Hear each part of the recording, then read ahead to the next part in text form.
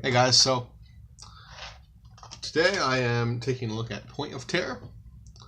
I thought I'd review this one from the Vinegar Syndrome to Terrifying Super Shocker Blu-ray and DVD set. So I took a look at Blood Mania last week, and I thought I'd check out Point of Terror today. So I'll read the description and I'll talk about some of the things that stood out to me. This camera's kind of...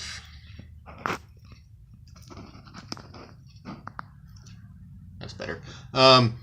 Then in Alex Nicole's Point of Terror, this is another one with Peter Carpenter. Carpenter headlines as Tony Trelos, a lounge singer who mysteriously wakes up on Andrea's Dylan Thorne private beach. The two quickly begin an affair, but things get complicated when Andrea decides to murder her wheelchair-bound husband, and Tony starts sleeping with Andrea's pretty stepdaughter. With its Tom Jones-inspired musical interludes and D.P. Robert Maxwell's Bava-esque lighting scheme, Point of Terror plays a candy-colored acid trip into the world of vanity theme exploitation. So, Point of Terror. Well, I mean, I'll say that I like the movie, and very much a different kind of movie than Blood Mania. It kept me interested the whole time. And I'll start off with saying, so the lounge singer bit. So you have a scene with Peter Harper performing, showing the credits and everything. And that sort of starts off the movie. And the lyrics allude to love and hate. I think he says something like, love is stronger than hate.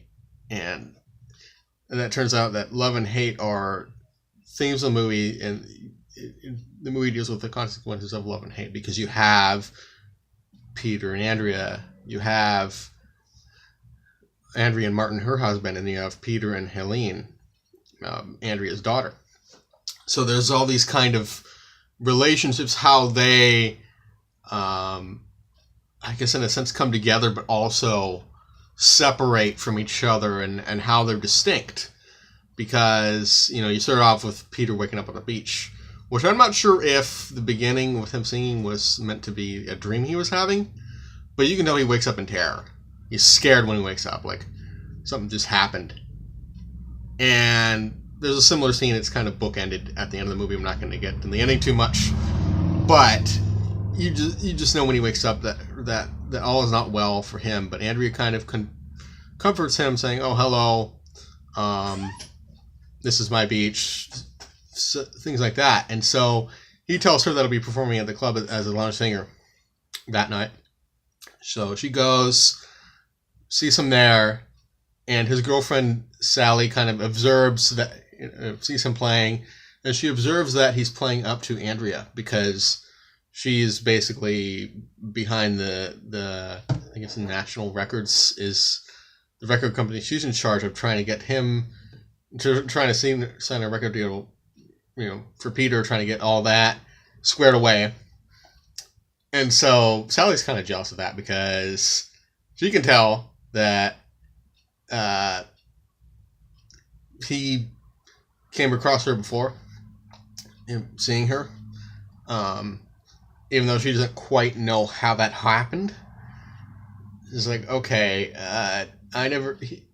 She's giving him attention that I don't approve of, is what I got from that. And so that kind of, like I said, creates that relationship there where you have that, in a sense, a love triangle. In a sense, jealousy, because Sally doesn't like that, even though she can live with it at the same time. But that does kind of get to Peter later on in the movie. I'm not going to say exactly what happens. So then he has an affair with Andrea. And so that creates, a string of consequences as well, because you do have, there was alone time with him and Andrea, and they're making out on the beach. This Peter is basically a beach bum. I mean, it couldn't be any more obvious than that.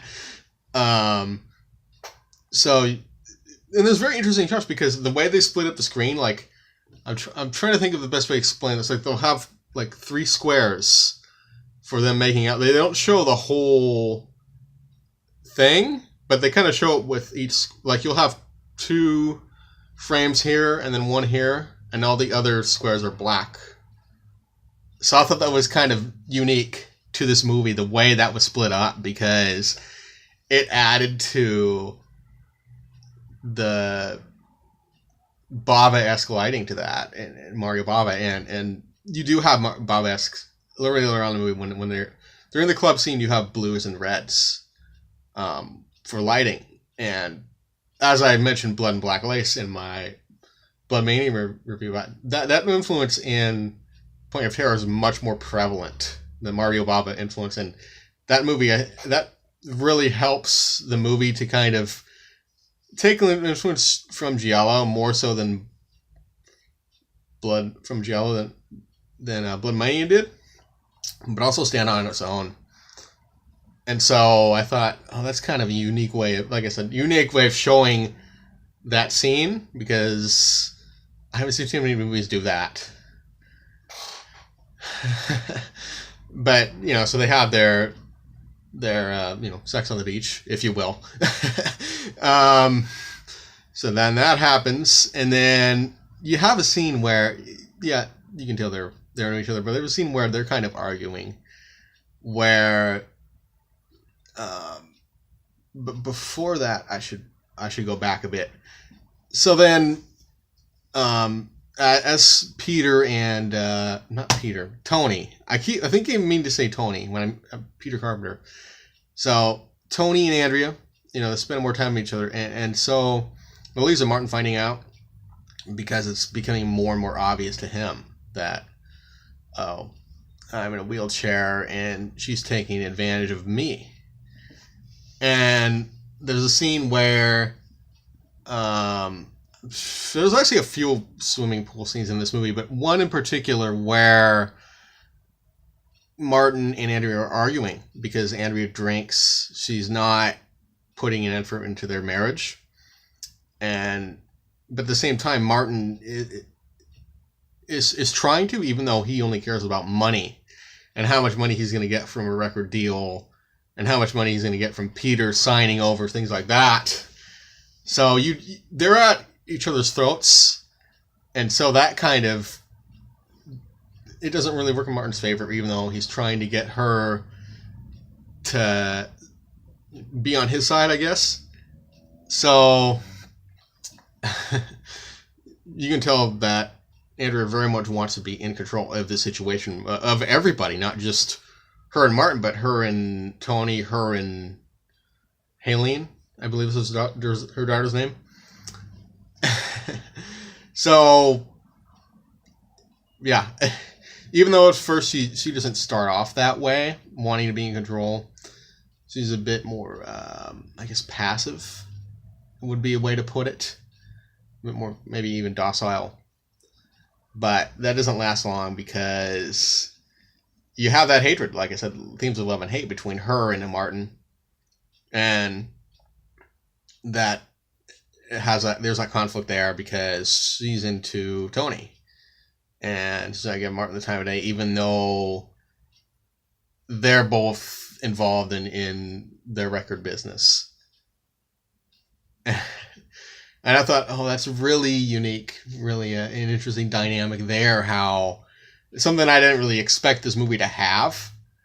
And I think during the time when they're arguing, you have one scene. I should have shown that here.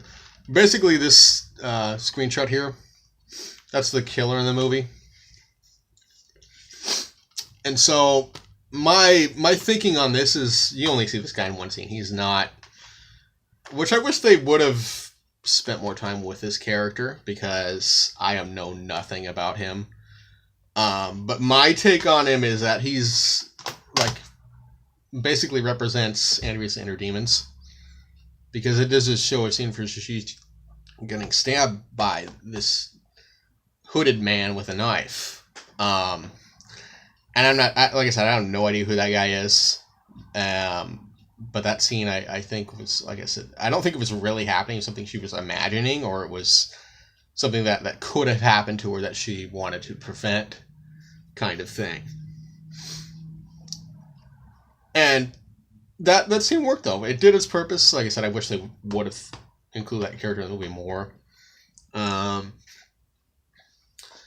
I think the reason they have that is to show, it's a way of illustrating her arguments between her and Martin, her hatred between her and Martin, and how that hatred could affect her if she doesn't do something to end that. And she does, because there's another swimming pool scene where her and Tony, are spending time out by the pool.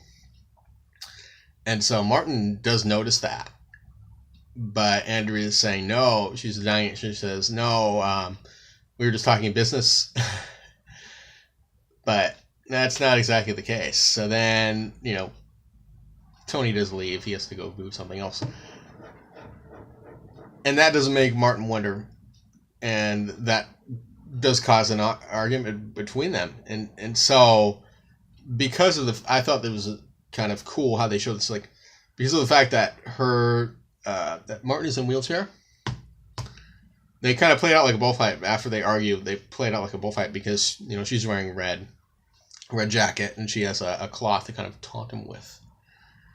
And you have music of the crowd cheering, saying, I think it's Toro, Toro, Toro. That's what Andrea's saying. So that was kind of cool.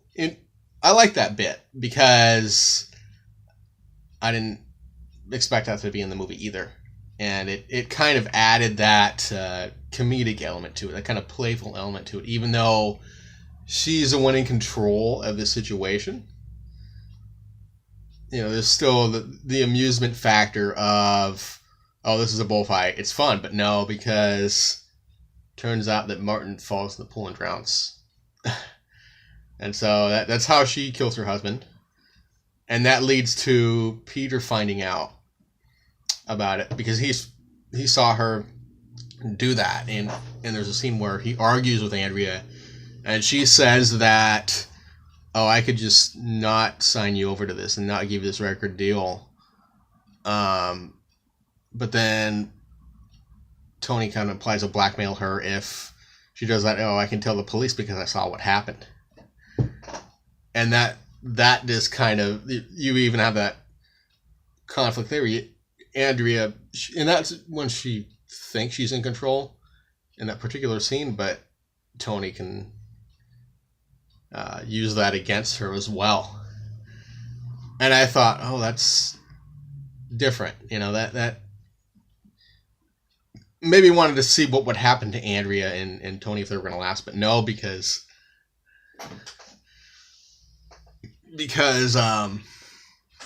Tony gets involved with Haylene, Andrea's daughter. And her daughter don't get along very well. And it's revealed in the dialogue that Andrea hadn't seen Haylene in a long time. I think she was off to boarding school or something like that.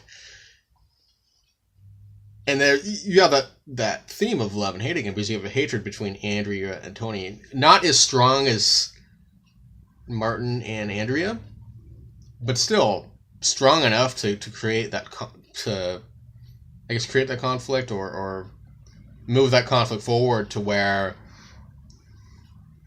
these are the consequences of hatred. And Tony just wants to have somebody in his life to love, because Sally and Sally didn't last very long either.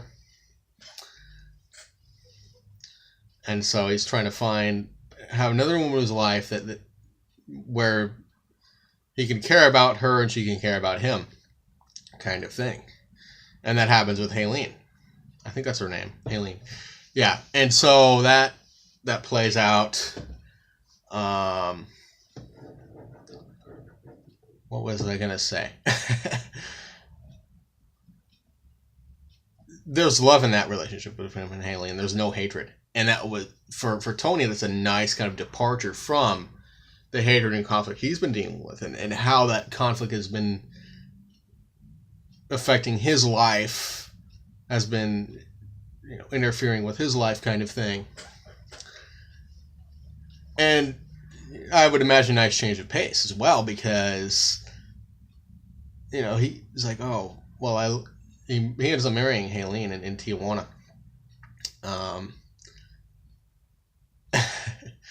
But Andrea doesn't like that, and there's a will saying that she reveals there's a will saying that Haylene can't marry till she's 25. I think that's all I ever wanted to say. Yeah, because that's more towards the end that she says that, and that kind of gets in the way of Tony Haylene's relationship.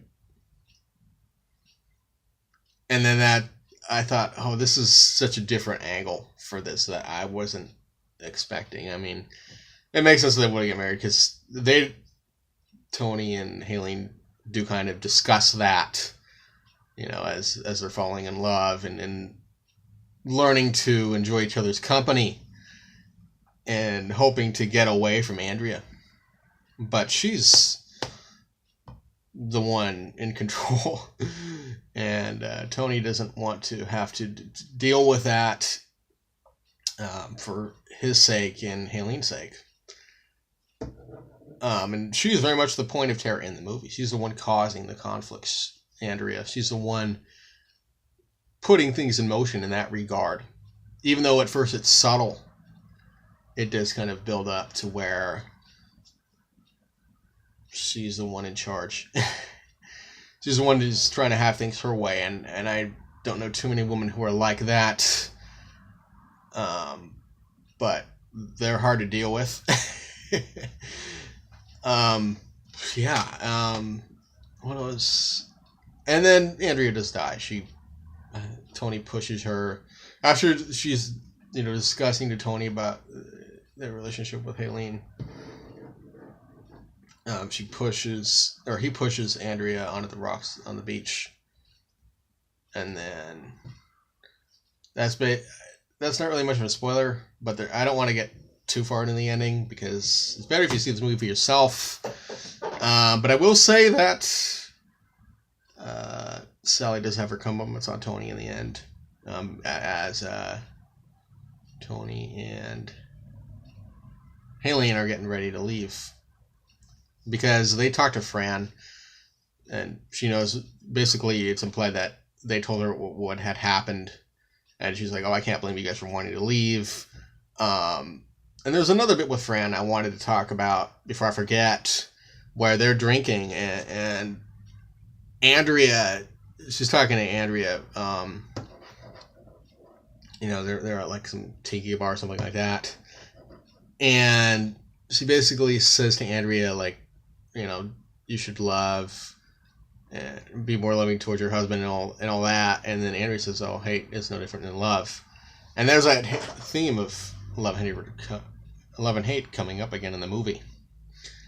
And I think that really works in this movie, because it's part of the conflicts, it's part of the relationships, love and hate, and how the characters treat each other, whether they're loving or whether they hate each other.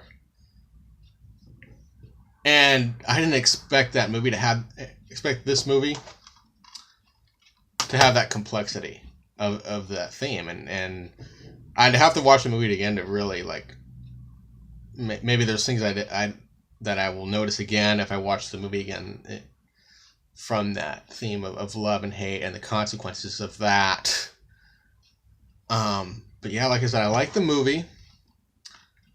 It's kind of a lengthy review, but I'd say check that out. I liked it better than Blood Mania. I would say, 7 out of 10. Yeah, this is the better of the two movies. But so this is worth getting, because these are rare exploitation films that nobody talks about. I think my review was kind of all over the place, but there was a lot I wanted to cover, and I think I did the movie justice. It should give you an idea of what to expect if you're going to watch it. And I hope you've enjoyed this review. I haven't done an update video. I said I was going to do that, but I'll get around to it. A few things I wanted to show off. But yeah, check this out. Get the set if you're interested, like I said, and thanks for watching.